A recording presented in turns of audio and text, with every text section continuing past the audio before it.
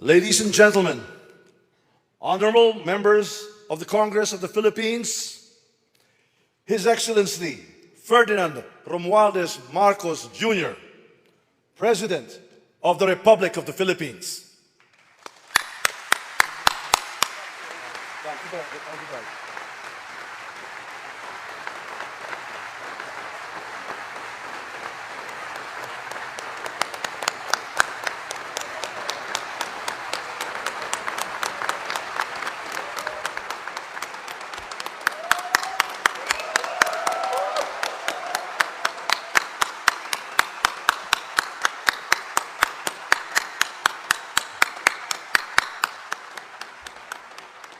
Vice President Sara Zimmerman Duterte, former Presidents Joseph Ejercito Estrada, Gloria Macapagal Arroyo, and Rodrigo Roa Duterte, Senate President Juan Miguel Zubiri, and the honorable members of the Senate, House Speaker Ferdinand Martin Romualdez, and the honorable members of the House of Representatives, Chief Justice Alexander Gesmundo, and the Honorable Justices of the Supreme Court, the Apostolic Nuncio, Most Reverend Charles John Brown, and the esteemed members of the Diplomatic Corps, the honorable members of the Cabinet, our First Lady, Luis Araneta Marcos, and our children,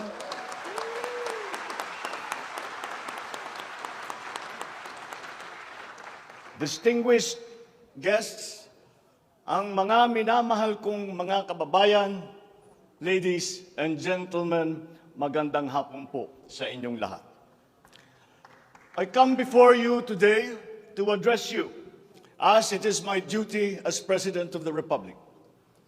We live in difficult times brought about by some forces of our own making, but certainly also by forces that are beyond our control.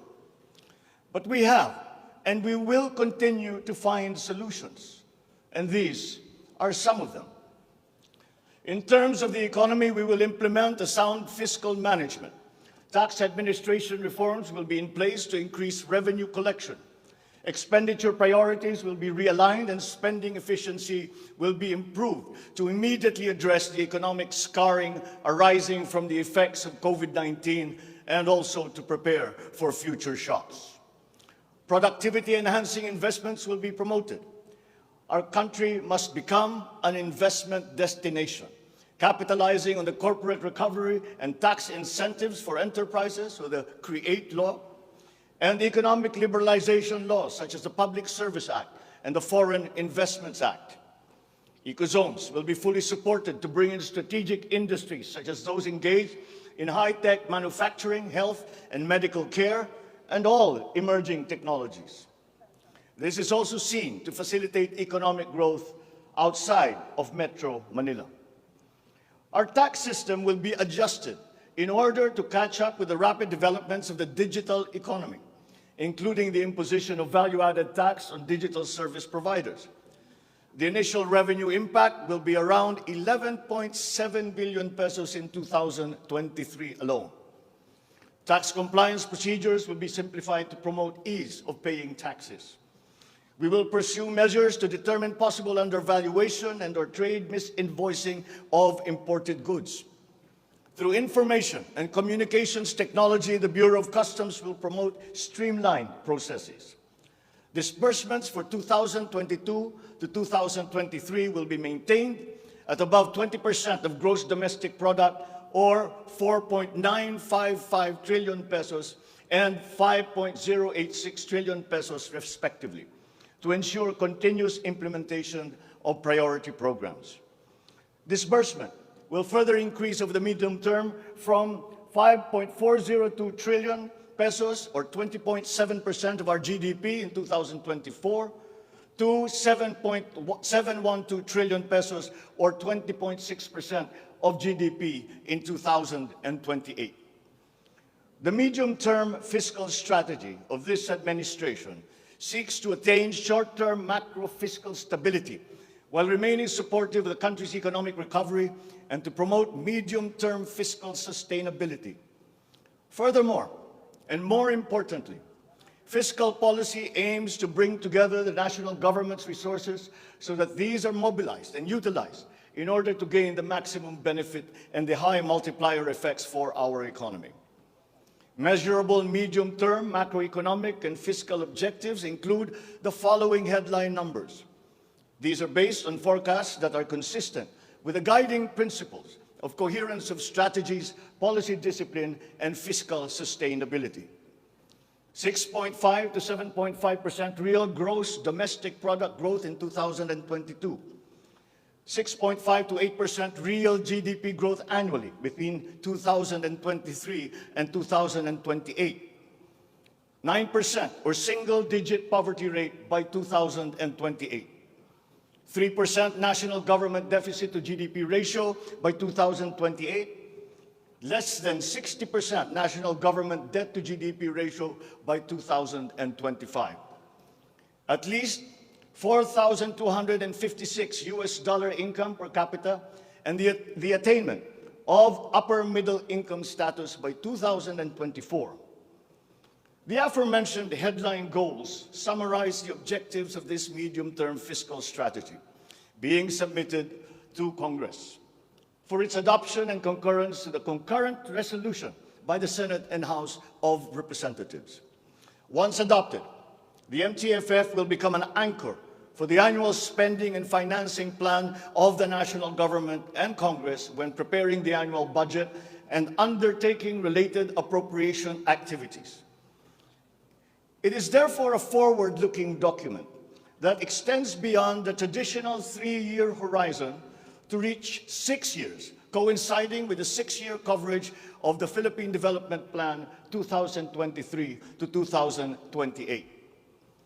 The MTFF also promotes transparency and credible commitment to pursue the indicated socio-macroeconomic goals that optimize the government budget.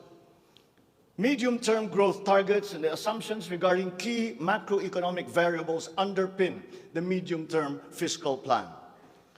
The recent past and the COVID-19 pandemic has beset the macroeconomic environment with challenges and a series of external shocks.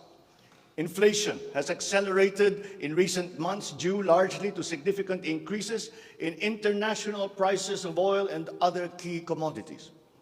Still, the economic growth momentum remains firm, as demonstrated by the strong 2022 first quarter GDP growth at 8.3%. However, the recovery process from the impact of the pandemic is still ongoing, amid elevated uncertainty in the international economic environment. Revisions in the macroeconomic assumptions incorporate these challenges and most recent economic developments, leading to upward adjustments in the following: inflation rate for 2022 to 2023, foreign exchange rate for 2023 to 2025, and goods and services imports growth for 2022. The economy is expected to grow by 6.5 to 7.5% this year as we continue to reopen the economy while considering the recent external developments. In the first quarter alone, GDP saw an increase in household consumption and private investments, along with a robust manufacturing industry, high vaccination rate, improved healthcare capacity, and an upward trend in tourism and employment. This is expected to continue for the rest of the year. The strong economic growth is projected to be sustained and expanded further to 6.5 to 8% from 2023 until 2028. The average inflation for 2022 is projected to range from 4.5 to 5.5%, following the uptick in fuel and food prices as a result of the ongoing Russia-Ukraine conflict and the disrupted supply chains. It is slightly adjusted to 2.5 to 4.5% in 2023 and is seen to return to the target range of 2.0 to 4.0% by 2024 until 2028. Dubai crude oil price is expected to settle at 90 to 110 US dollars per barrel in 2022, 80 to 100 US dollars per barrel in 2023, and 70 to 90 US dollars per barrel from 2024 onwards, as oil supply is expected to catch up and stabilize over the medium term. The Philippine peso is projected to average between 51 to 53 pesos per US dollar in 2022 and 51 to 55 pesos per US dollar from 2023 onwards due to aggressive monetary policy tightening by the US Federal Reserve, market aversion amid the Russian-Ukraine conflict, and again, increased global oil prices. Lastly, exports of goods are expected to grow by 7% in 2022 and 6% from 2023 to 2028. On the other hand, imports of goods are projected to grow by 18% in 2022, 6% in 2023, and 8% from 2024 to 2028. I have instructed the NEDA to coordinate with other agencies and work on the Philippine Development Plan for 2023 to 28 and to submit to me the complete blueprint and progress of its implementation not later than year-end. One of the main drivers of our push for growth and employment will be in the agricultural sector. With regard to food supply, we are confronted by a two-pronged problem, that which will hit us in the short term and that which will hit us in the long term. Tayo ay nahaharap sa mga problemang kagyat nating mararamdaman at mga hamong pangmatagalan. Ang mga suliraning agarang mararamdaman ng ating mga kababayan ay ang posibilidad ng tuloy-tuloy na pagsipa ng presyo ng pagkain at kakulangan sa supply ng ating pagkain. Upang masuportahan ang mabimili para mapanatili ang kanilang purchasing power o kapangyarihan sa pagbili, isinapinal ng Department of Agriculture ang planong taasan ang produksyon sa susunod na panahon ng pagtanim o planting season sa pamamagitan ng tulong pinansyal at teknikal. Magbibigay tayo ng pautang habang mas ilalapit natin sa sektor ng agrikultura ang hindi gaanong mahal na farm inputs na bibilhin na ng bulto ng gobyerno. Kabilang dito ang abono, pestisidyo, mga punla, feeds, fuel subsidy, at ayuda para sa mga karapat-dapat na benepisyaryo. Para sa pangmatagalang solusyon, itataas natin ang produksyon ng mga kalakal at produktong pang-agrikultura. At para magawa ito, pagtitibayin natin ang tinatawag na value chain na nagsisimula sa mga magsasaka hanggang sa mga namimili. May mga bahagi ng value chain na sa ngayon ay kanya-kanya ang operasyon. Pagtibayin natin ang koordinasyon ng iba't ibang bahagi nito. Ang pagsasaliksik para sa mga makabagong paraan at ng pagtatanim at pag-aalaga ng hayop ay masusing gagabayan ng Department of Agriculture. Ang produksyon ng farm inputs o mga kakailanganin ng mga magsasaka sa pagpapalago ng kanilang sakahan ay ating iaayon sa mga hamong dala ng climate change at global warming. Mahigpit na pagsusuri ang gagawin ng ating mga eksperto tungo dito. Ang mga pautang at financial assistance sa mga magbubukid at mangingisda ay magiging institusyon at patakaran ng aking administrasyon.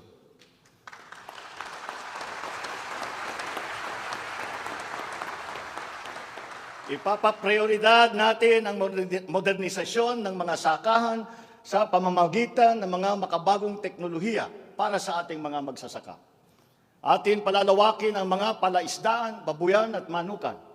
Lahat ng ito gagamitan ng siyensya para tumaas ang produksyong agrikultural.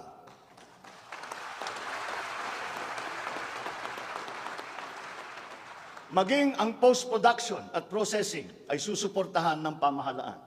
Gagawa tayo ng network, national network ng farm-to-market roads upang mas mabilis na mailakbay ng mga magsasaka ang kanilang mga produkto sa mga pamilihan. At gagawa tayo ng mga paraan upang maramdaman ng mga mamimili ang pagluluwag ng presyo ng mga produktong pagkain sa kayang halaga, gaya ng muling pagbubuhay ng mga kadiwa center. Hindi ito magagawa sa isang araw. Hindi magagawa sa isang buwan o isang taon lamang. Ngunit, kailangan na natin simulaan ngayon.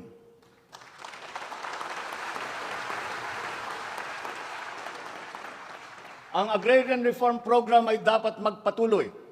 Agrarian reform is not only about acquisition, but also about support services and distribution. To assist this, I intend to issue an executive order to impose a one-year moratorium on the payment of land amortization and interest payments. This is included in Republic Act number 11469, or the Bayanihan to Heal as One Act. A moratorium will give the farmers the ability to channel the resources in developing their farms, maximizing their capacity to produce, and propel the growth of our economy.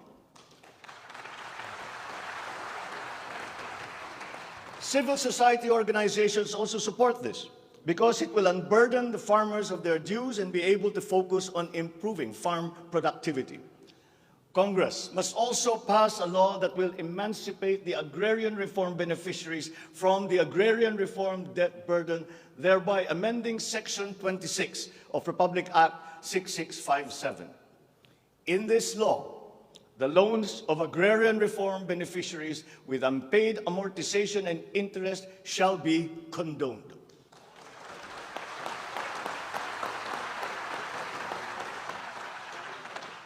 Layunin ng batas na ito ay burahin ang hindi mabayarang utang ng ating mga magsasaka na benepisyaryo ng agrarian reform. Agrarian reform beneficiaries who are still to receive their awarded land under the Comprehensive Agrarian Reform Program shall receive it without any obligation to pay any amortization. The condonation of the existing agrarian reform loan will cover the amount of 58.125 billion pesos, benefiting 654,000 agrarian reform beneficiaries and involving a total of 1.18 million hectares of awarded lands. Executive Order number 75, Series 2019, requires that all government agencies, bureaus, departments, and instrumentalities to turn over agricultural lands to qualified agrarian reform beneficiaries. At present, we have a total of 52,000 hectares of unused agricultural lands of the government, which shall now be used for distribution to the following sectors in accordance with Section 40 of the Republic Act number 6657 as amended. Thus, landless war veterans, landless surviving spouse and orphans of war veterans, landless retirees of the Armed Forces of the Philippines and the Philippine National Police. Agricultural lands acquired under this program will be given to graduates of college degrees in agriculture who are landless.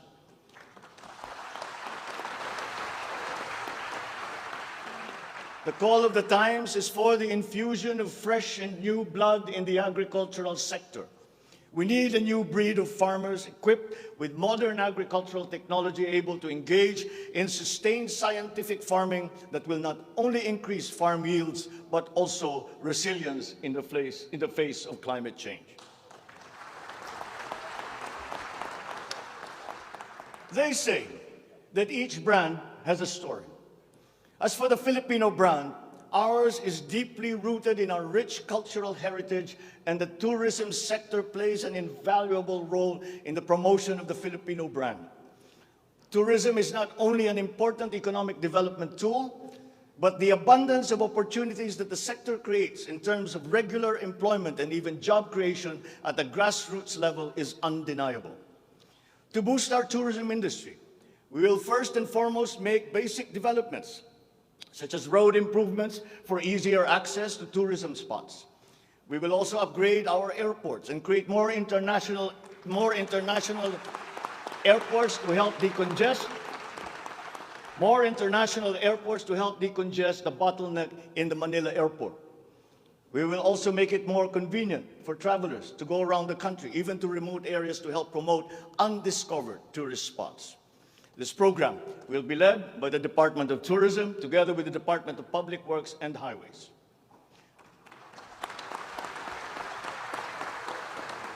To foster the Filipino brand is to spark our sense of pride and reaffirm our strong sense of identity. It is time to welcome the rest of the world with an enhanced Filipino brand that is unique, attractive, and creative. The creativity of the Filipino is truly world-class. We excel in arts and culture, new media, live events, avenues which generate primary and downstream jobs for our creative and talented countrymen. Unfortunately, ang mga hanap buhay na ito ang unang pinadapa ng pandemya at ang pinakahuli namang makabalik sa normal. The creative industry likewise faces many challenges, including workplace conditions, working hours, intellectual property rights, and the welfare of our beloved freelancers who were left vulnerable during the height of the pandemic. We require an institutionalized creative industry that will advance the interest of its stakeholders. Sila na nagbibigay ng kaluluwa at pagkakilala sa ating pagka-Pilipino. Protektahan natin sila.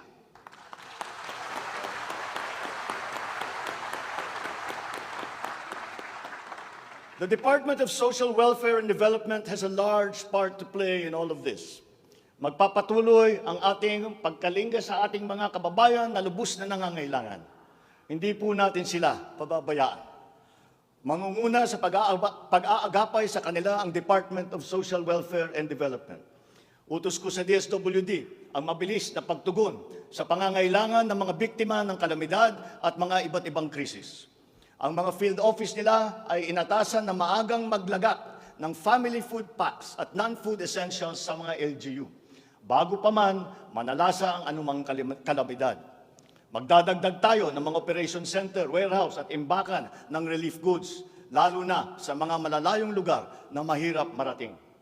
Titiyakin natin na maayos ang koordinasyon ng DSWD at Department of Human Settlements and Urban Development nang sa ganun madali ang pagpatupad ng Emergency Shelter Assistance Program para sa mga biktima ng kahit anong kalamidad.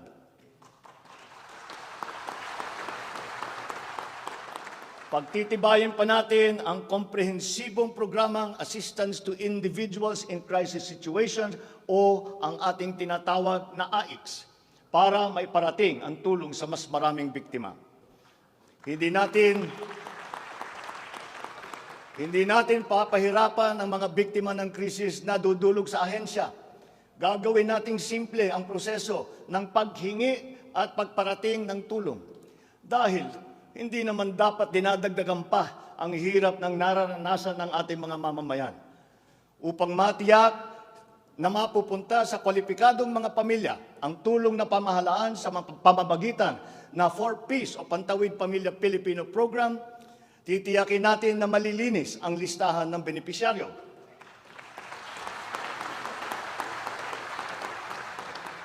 Higit na sa 1 milyong pangalan na ang nakapag-graduate na sa listahan. At nagagalak akong mabatid na sila ay nakakatayo na sa kanilang sariling paa. Kaugnay nito ay inutusan ko ang DSWD na pag-ibayuhin pa ang pagrepaso ng listahan upang maitutok ang pamimigay ng sapat na ayuda sa mga lubos na nangangailangang pamilya.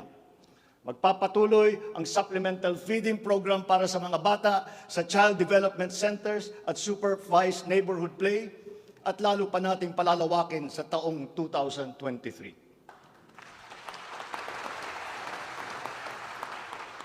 Hindi rin natin nakakalimutan ang mga solo parents at mga nanay na nahiwalay sa kanilang mga mister dahil sa karahasan. Pagtitibayin natin ang programa sa violence against women and their children.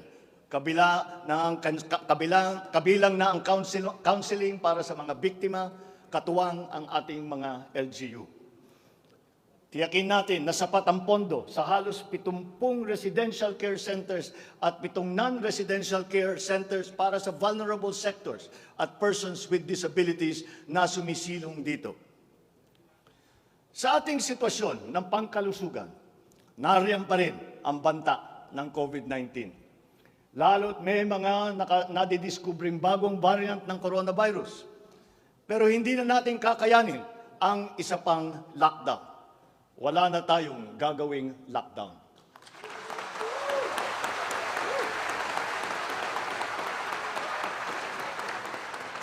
Dapat natin balansehin ng maayos ang kalusugan at kapakanan ng ating mga mamamayan sa isang banda at ang ekonomiya naman sa kabilang banda. Nakikipagtulungan ang iba't ibang ahensya ng pamahalaan sa pag-monitor sa mga COVID-19 hospital admission upang makatiyak tayo na may sapat na kapasidad ang ating healthcare system at maiwasan ang pagsipa ng bilang ng nagkakasakit. Patuloy din ang ating vaccine booster rollout para sa ating pangkalahatang depensa. Sa ganitong paraan, kahit pa tumaas muli ang bilang ng mga COVID cases, mananatiling mababa ang bilang ng mga maospital at bilang ng mga namamatay. Sa pamamagitan nito, unti-unti rin tayong masasanay na nariyan ang virus pero hindi na seryoso ang banta sa ating buhay.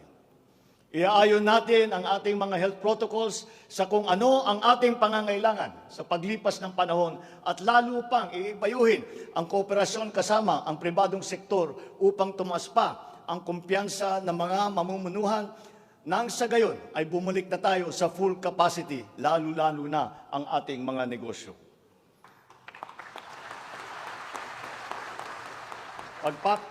Pagbubutihan pa natin ang pagpapakalat ng tamang impormasyon ukol sa COVID, kasama ang kahalagahan ng bakuna. Mananatili muna sa ngayon ang alert level system natin. Pinapag-aralan natin ang ibang paraan ng klasifikasyon upang mas babagay sa kasalukuyang sitwasyon, lalong-lalo na sa pagbabago ng COVID. Sa pakikipagtulungan ng Kongreso, itatatag natin ang ating sariling Center for Disease Control and Prevention at ang isang Vaccine Institute. Magtatayo tayo ng dagdag na mga health center at ospital. But beyond the issues that the pandemic has brought, the need for a stronger healthcare system is self-evident. We must bring services, medical services to the people and not wait for them to come to our hospitals and healthcare centers. Napakinabangan natin ng husto ang malalaking specialty hospital gaya ng Heart Center, Lung Center, Children's Hospital at National Kidney and Transplant Institute. Kaya maliwanag na hindi lang dapat dito sa National Capital Region kundi maging sa ibang parte ng bansa.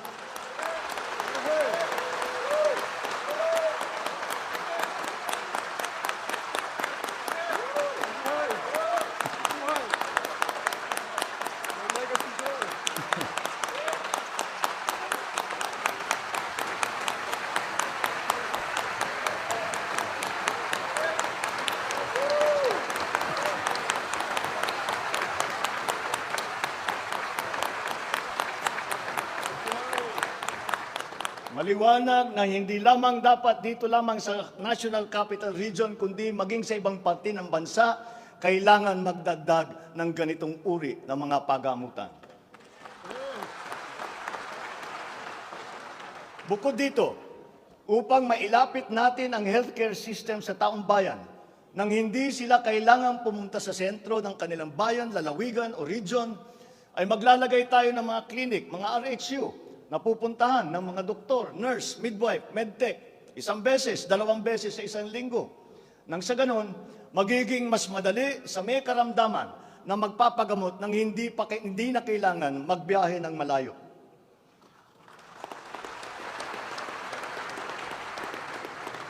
One of the cornerstones of a strong healthcare system is the provision of competent and efficient medical professionals.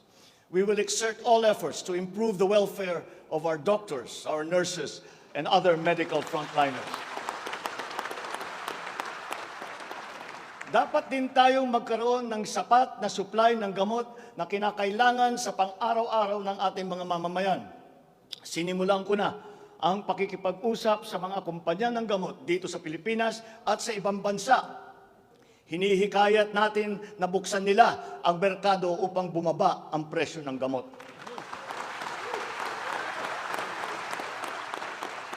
Halimbawa, kung mas marami ang mas murang generic o hindi branded na gamot sa merkado, mas bababa rin ang presyo dahil sa kompetisyon. Ang Department of Trade and Industry ay nakikipag-usap sa mga interesadong manufacturer ng generic drugs na papasok sa ating bansa. Inuutusan ko naman ang Philippine Competition Commission na pantay-pantay dapat at walang kartel sa hanay ng mga pharmaceutical companies.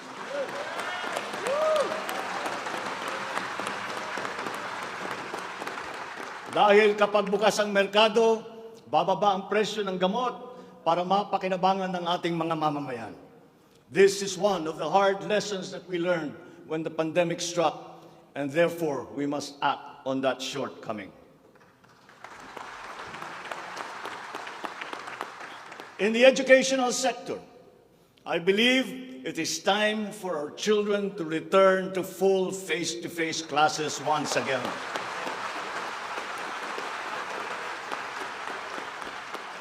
The Department of Education, led by our highly able Vice President Sara Duterte, is now preparing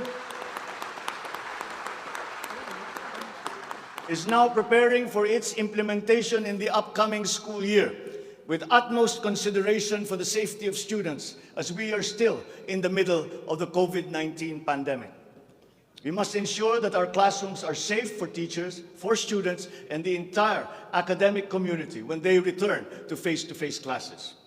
We continue to encourage everyone to get their booster shots in preparation for the resumption of in-person classes. This is one of the reasons I have directed the Department of Health and the Department of Interior and Local Government to undertake another rollout of booster shots.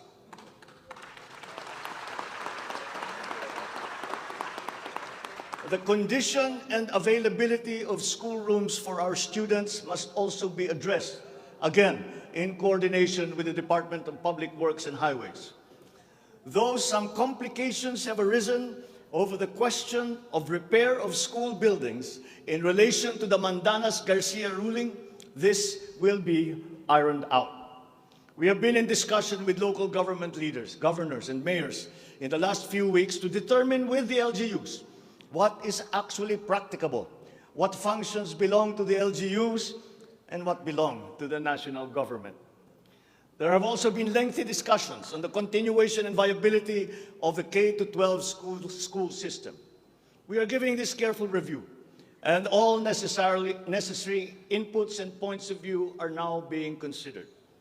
In the longer term, we are instituting a program of refresher courses and retrainings for our teachers so they can stay abreast of the rapid growth in technology, especially in this post-pandemic world. As for the horror stories that we have heard about the poor quality of educational materials and supplies that are being given to our schools, this must end.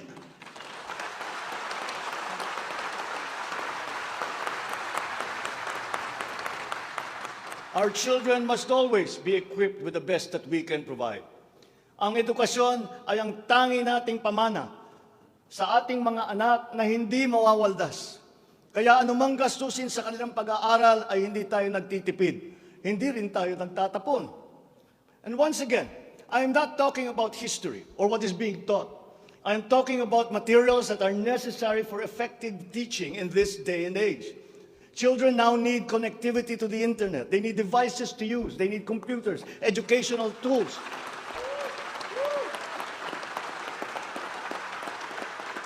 So that they might participate fully in the digital community here and abroad.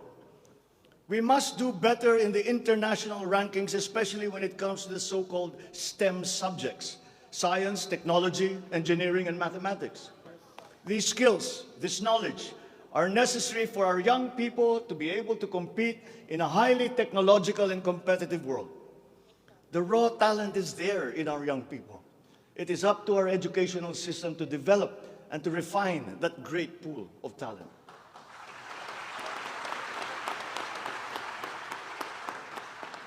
Foreign employers have always favored Filipino employees because of our command of the English language.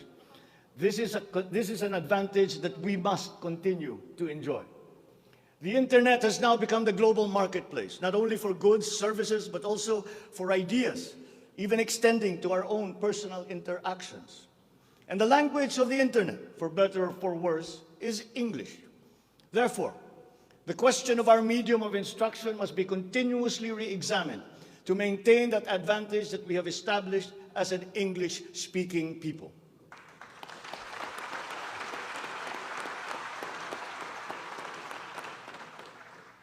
On a related subject, we are entering an age of exponential adoption of technology. It is the fourth industrial revolution. This will be characterized by the infusion of technology into almost every facet of our lives.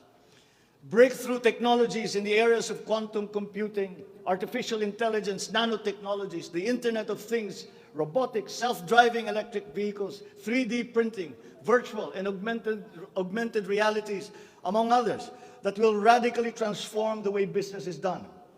The scale and the speed at which these innovations are introduced universally into our everyday lives and activities is unprecedented in our recorded history. We cannot stand idly by.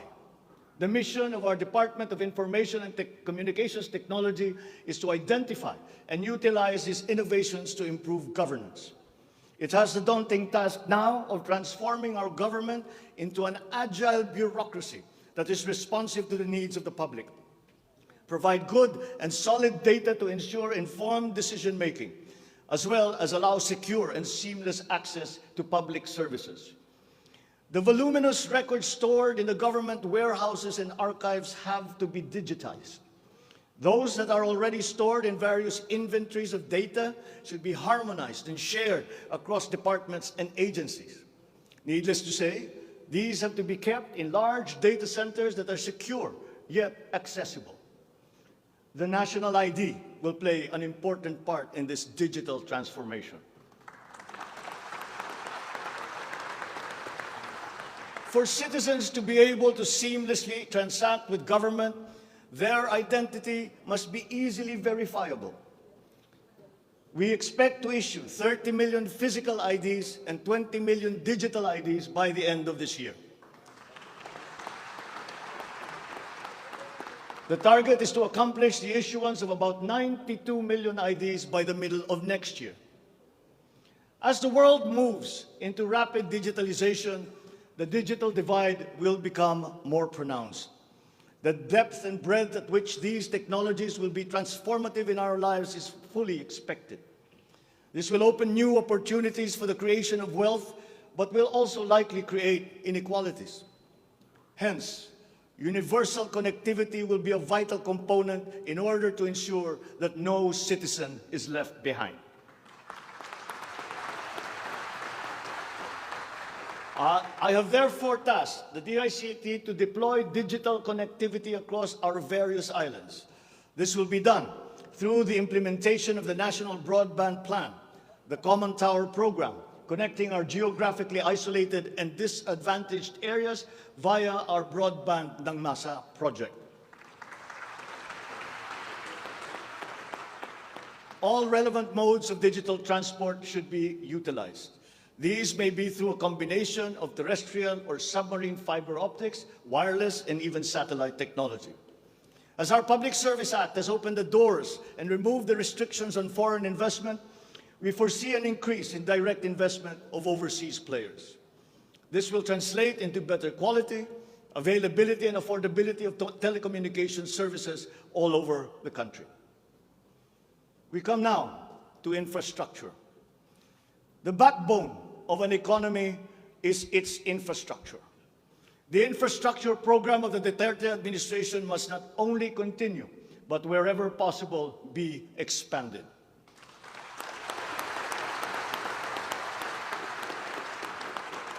We shall confidently build on this firm foundation established by my predecessor, as it is in building an edifice. We must keep the momentum and aspire to build better, more.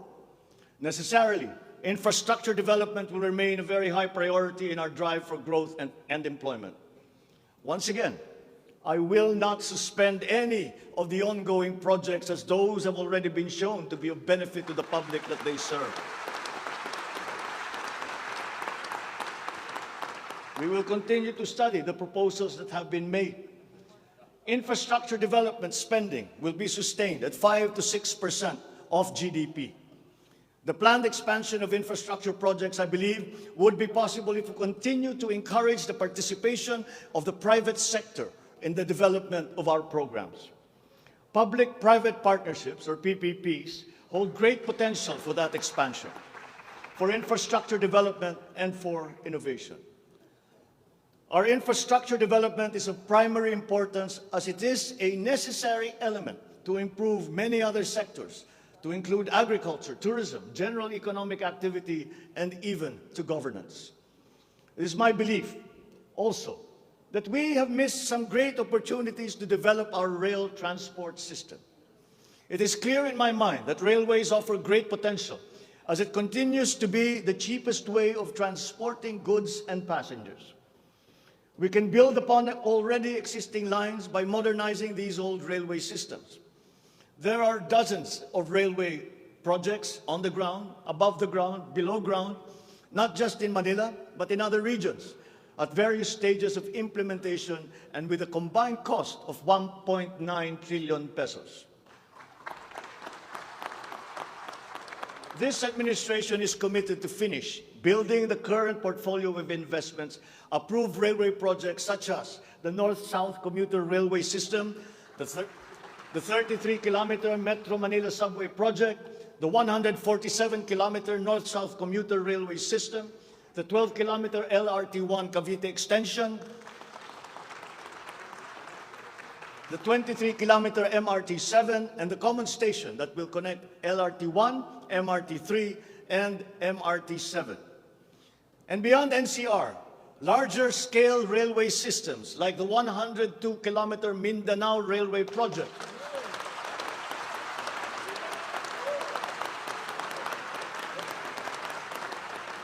the Panay Railway Project, and the Cebu Railway System will be integrated as a vital part of our transport and communication systems.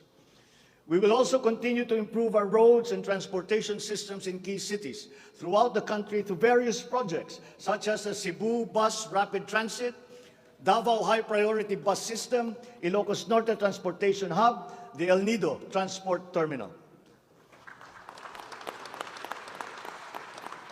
My order to the Department of Transportation, or DOTR, is really very simple. Full speed ahead.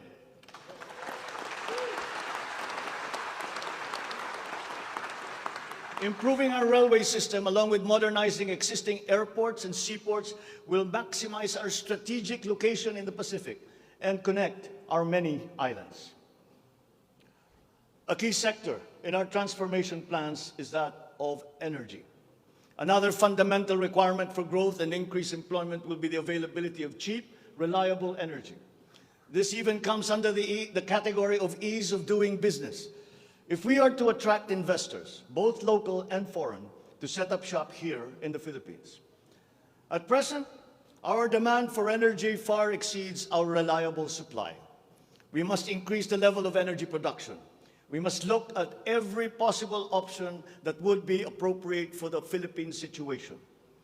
There is some room to expand our present power supply through existing power sources, but this is only to a very limited extent. We must build new power plants.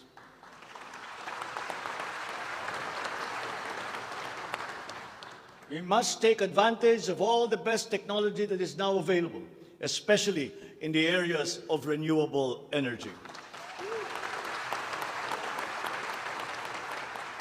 Our search for new power sources should always be with an eye to improving the mix of the energy supply between traditional and renewable sources. The technology on renewable energy is progressing rapidly, and many of these technologies are appropriate for the Philippines. We have already begun windmill power. We are now expanding very quickly our solar power production. For both offshore and onshore wind turbines, for example, the World Bank has calculated that there is a potential for 255 gigawatts by the year of 2030. Solar power has steadily increased its efficiency in converting sunlight to electrical power, which is particularly attractive for the Philippines. Because unlike wind power, solar power is practical almost everywhere in the Philippines all year round. In the move to lowering our carbon footprint caused by energy production, our advancement to renewables will have a lead time. In the interim, natural gas will hold the key. We will provide investment incentives by clarifying the uncertain policy in upstream gas, particularly in the area close to Malampaya. This requires clarification of the processes and review of service contracts policy. I believe that it is time also to re-examine our strategy towards building nuclear power plants in the Philippines.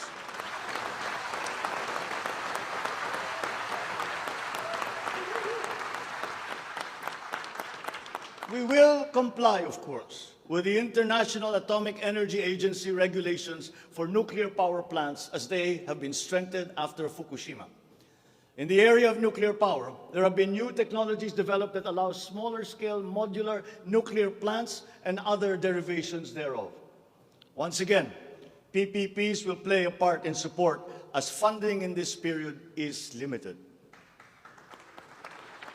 Furthermore, we must examine the entire system of transmission and distribution for the purpose of finding ways to lower the price of energy to the consumer and to industry. We must expand the network of our transmission lines while examining schemes to improve the operation of our electrical cooperatives. All this in aid of reducing energy costs, especially but not limited to households. All this impetus for development and growth we undertake within the context of accelerating climate change and extreme weather conditions. Though we are a minor contributor to climate change globally, we have the unfortunate distinction of being one of the most vulnerable countries to the effects of climate change. For the welfare of our people, it is incumbent upon us to alleviate the effects of that vulnerability. The use of renewable energy is at the top of our climate agenda. We will increase our use of renewable energy sources such as hydropower, geothermal power, solar, and wind. Geographically, we are a disaster-prone country. Capacity building for our natural disaster resiliency is therefore a must. Investment in science and technology is imperative to enable us to have accurate weather forecasts and on-time disaster alerts. Studies show that already now, many areas in the Philippines are at high risk from the rise in sea levels brought about by the increase in global temperature. We must adapt to this phenomenon with disaster-proof planning for our communities. We will also look into the precarious freshwater supply situation in the country, especially in our urban areas. Many of our water supply systems date back to the 1950s, and they must now be rehabilitated and improved. I've instructed the DNR, together with the DPWH, to explore possible partnerships with the private sector to address this crucial situation. The Philippines has excellent laws on the environment, but we have to guarantee that these laws are properly enforced. And this will require a great deal of coordination and cooperation between concerned government agencies and private stakeholders. Companies who exploit our natural resources must follow the law. We all have the responsibility to preserve this earth, for we are but custodians and we will pass on this great treasure to future generations.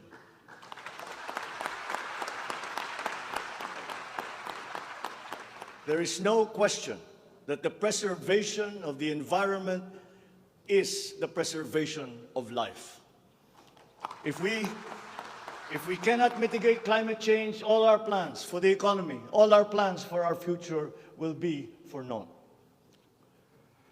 Bawat Pilipino sa ibayong dagat na nagsasakripisyong lisanin ang kanyang pamilya sa Pilipinas upang maghanap buhay ay nararapat lamang magkaroon ng pamahalaang matatawag nilang tahanan habang nasa ibang bayan.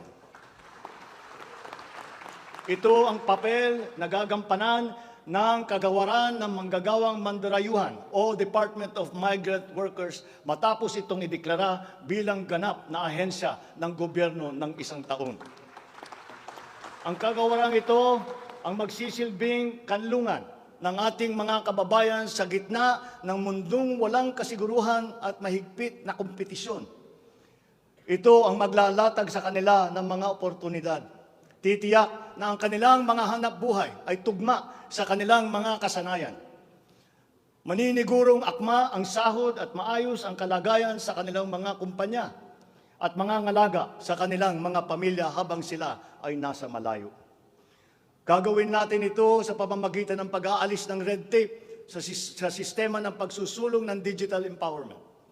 We shall automate the verification of contracts and issue secure overseas employment certifications that you can keep on your smartphone. I call on the Department of Migrant Workers and the DICT to make this a top priority. Tinatawagan ko rin ang Department of Foreign Affairs na makipagtulungan sa Department of Migrant Workers na tiyakin ang lahat ng mga diplomatic post ay tutulong na agarang maibalik sa trabaho ang mga ating mga overseas Filipino workers na nawalan ng hanap buhay nitong nakalipas na ilang taon. Mula sa 3 buwan ay gagawin na lang nating 3 linggo para sa isang dayuhang employer na iproseso ang mga papeles ng Pilipinas, ng Pilipinong nais nitong kunin bilang empleyado. Aatasan din natin ang kagawaran ng gawing simple, ang komplikadong handbook ng mga tuntunin at regulasyon para sa mga OFW. Nang sa gayon ay maging malwan ang mga transaksyon may kinalaman sa kanilang pangingibang bansa. Mula sa handbook na may 240 seksyon ay gagawin nating pamphlet na lamang na hindi hihigit sa 100 pahina. Mahirap na nga ang buhay. Kaya naman, ayaw pa natin makitang lalo pang nahihirapan ang ating mga manggagawang mandarayuhan sa pagtupad sa kanilang mga pangarap. Para sa mga kababayan nating naiipit sa kaguluhan, inaabuso at nanganganib ang buhay, ikinagagalak kong sa ilalim ng aking pamumuno ay ilulunsad natin ang One Repatriation Command Center o ORCC. Ilalaan natin ang isang social media platform ng Department of Migrant Workers at ang hotline upang matulungan agad at maligtas sila mula sa mas higit na kapahamakan. Noon, nangungutang pa ang isang ina ng bawat OFW upang sumakay ng barko para pumunta sa Maynila at mangatok sa iba't ibang ahensya para mapauwi ang anak na inaapi. Ngayon, kami na ang tatawag sa mga magulang ng OFW para sabihin sa kanila ang petsa kung kailan nila mayayakap at makakapiling ang kanilang mga anak. Sa kasalukuyan ay nakikipag-ugnayan tayo sa pamahalaan ng Saudi Arabia upang buksan muli ang deployment. Kaya natin at gagawin natin ang makipagnegosasyon na mabigyan ang ating mga kababayan doon ng tamang pasahod at mapangalagaan ang kanilang karapatan at kapakanan. Muli natin patitibayin ang respeto at pagkakaibigan ng ating dalawang bansa tulad ng namamagitan sa ating ama sa kanilang hari. Sa mga susunod na buwan ay magtutungo si Secretary Susan Ople sa Saudi Arabia upang tiyakin na may sapat na puwersang magsisiguro na mabubuksan muli ang empleo sa bansa at para maisulong ang ating kampanya laban sa human trafficking. Ngayon, para naman sa mga anak na naiwan sa Pilipinas, titiyakin ng Department of Migrant Workers sa pamamagitan ng OWA na sila ay maipapasok sa magagandang paaralan, magtuturo sa kanila ng financial literacy, mental wellness, sports, sining, kultura. Ito ay mangyayari sa pakikipagtulungan ng iba't ibang ahensya ng pamahalaan. Alagaan natin ang kabataang Pilipino sapagkat sila ang kinabukasan ng ating inang bayan. Sa ating mga kababayan na nasa ibang bansa, you deserve a home in government, not only for the money that you send home, but you are not cold tools of the economy.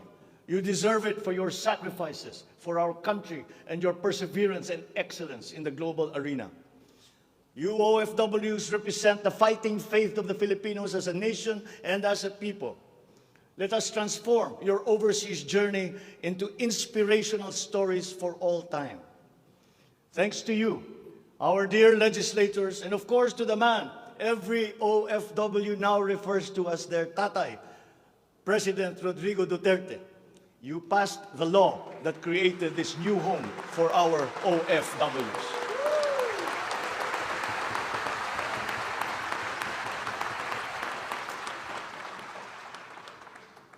On the area of foreign policy, I will not preside over any process that will abandon even 1 square inch of territory of the Republic of the Philippines to any foreign power.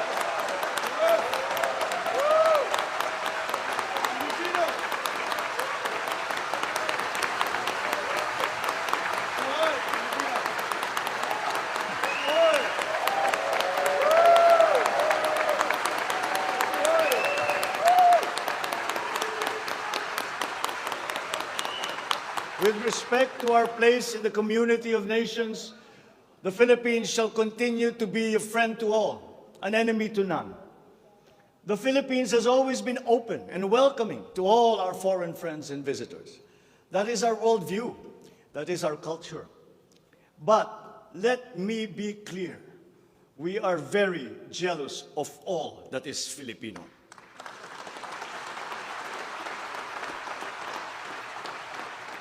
We will be a good neighbor, always looking for ways to collaborate and cooperate with the end goal of mutually beneficial outcomes. If we agree, we will cooperate and we will work together. And if we differ, let us talk some more until we develop a consensus. After all, that is the Filipino way. But we will not waver. We will stand firm in our independent foreign policy with the national interest as our primordial guide.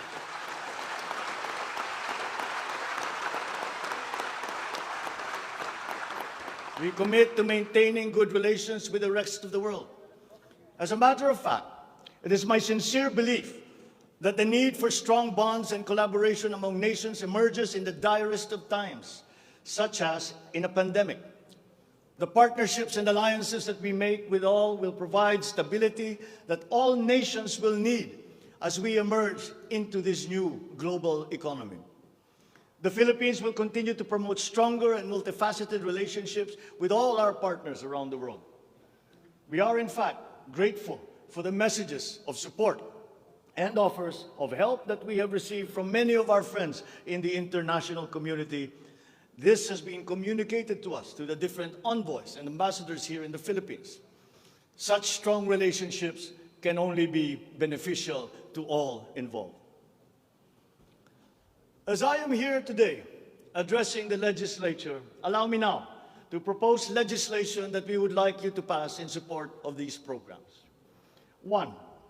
National Government Right-Sizing Program, a reform mechanism that seeks to enhance the government's institutional capacity to perform its mandate and to provide better services while ensuring optimal and efficient use of resources.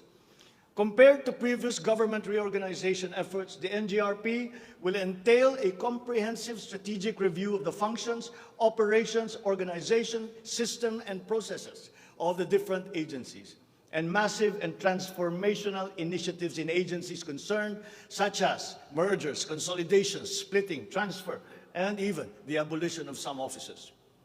The right-sizing efforts will also involve the conduct of a comprehensive strategic review of functions, programs, and projects that will cut across various agencies.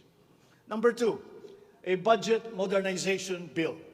This seeks to institutionalize a cash-based budgeting system under Executive Order number 91, Series 2019, to strengthen fiscal discipline in the allocation and use of budget resources by ensuring that every peso budgeted by the government would lead to the actual delivery of programs and projects.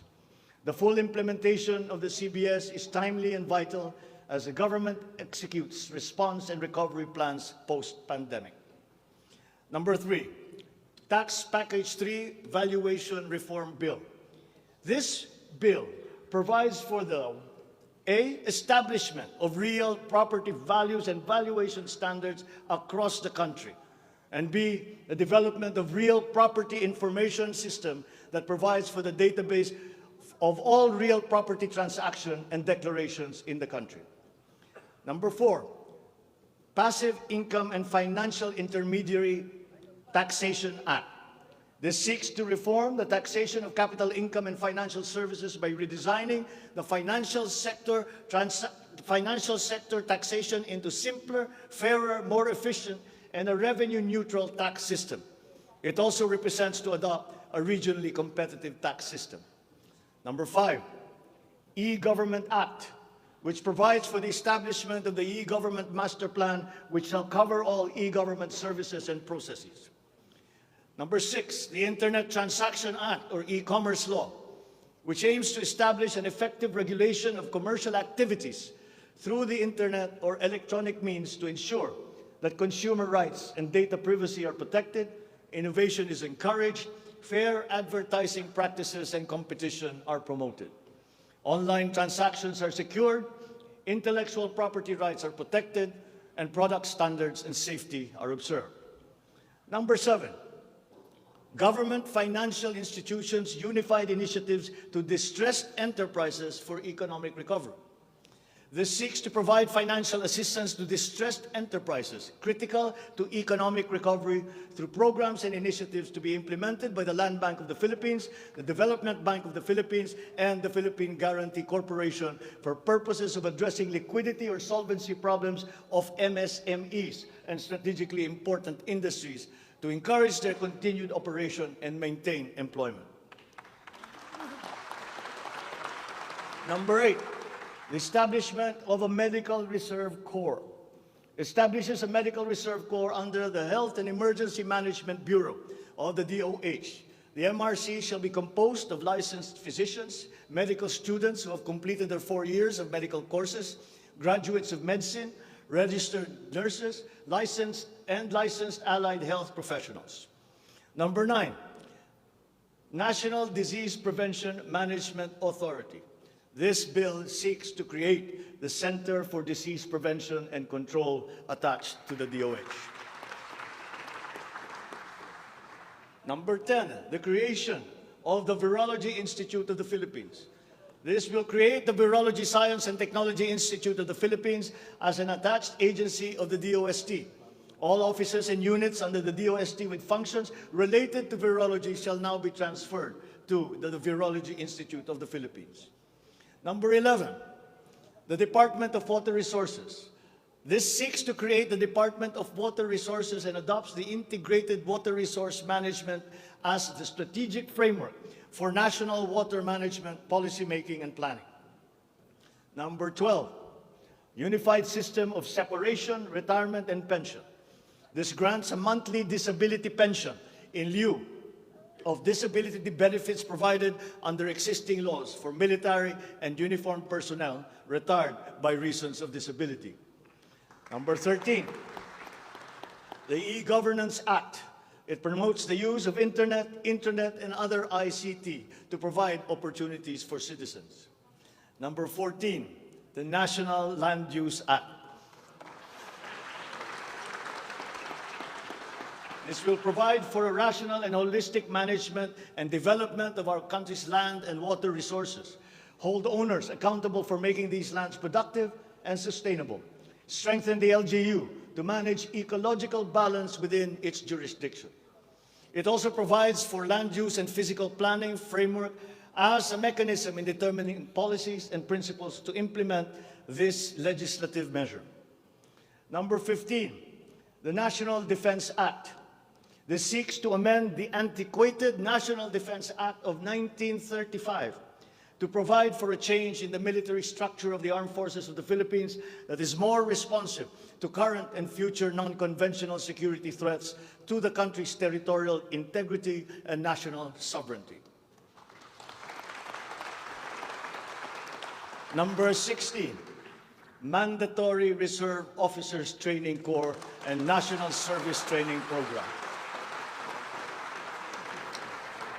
This seeks to reinstitute the ROTC program as a mandatory component of senior high school programs, grades 11 and 12, in all public and private tertiary level educational institutions. The aim is to motivate, train, organize, and mobilize students for national defense preparedness, including disaster preparedness and capacity building for risk-related situations. Number 17, enactment of an enabling law for the natural gas industry. This seeks to foster the development of the midstream natural gas industry in a bid to strengthen Philippine energy security by diversifying the country's primary sources of energy and promoting the role of natural gas as a complementary fuel to variable renewable energy. Number 18, amendments to the Electric Power Industry Reform Act, or Epira. This aims to improve the implementation of the law's provisions and enhance its effectiveness to address the high cost of electricity, alleged market collusion, and insufficient power supply. The bill seeks to restructure the Energy Regulation Commission to foster accountability and improve the Commission's government system that would ensure consumer protection and in enhancing competitive operation of the electricity market. Number 19, amendments to the Build, Operate, Transfer law. This seeks to improve the implementation of the public-private partnership program and to be able to direct the desired outputs and outcomes in line with the strategic development targets of the country. Specifically, the amendments seek to, 1, address the ambiguities in the existing law, 2, address the bottlenecks and challenges affecting the implementation of the PPP program, and 3, foster a more competitive and enabling environment for PPPs. To my fellow Filipinos, ang aking mga minamahal na kababayan, batid ko na hindi madali ang ating pinagdaraanan sa nakaraang higit na 2 taon. Alam ko rin na ang bawat isa sa inyo ay ginagawa ang lahat ng inyong makakaya upang patuloy na harapin ang lahat na pagsubok sa kasalukuyan. I do not intend to diminish the risks and the challenges that we face in this turbulent time in global history. And yet, I see sunlight filtering through these dark clouds. We have assembled the best Filipino minds to help navigate us through this global crisis that we are now facing. We will endure. Let our Filipino spirit ever remain undimmed. I know this in my mind. I know it in my heart. I know it in my very soul. The state of the nation is sound. Thank you and good afternoon. Marami pong salamat sa inyong lahat. Maaaring ibahagi ang inyong opinion sa comment section at huwag kalimutang mag-subscribe, like, share, comment at i-click ang notification bell para updated ka palagi sa bagong videos.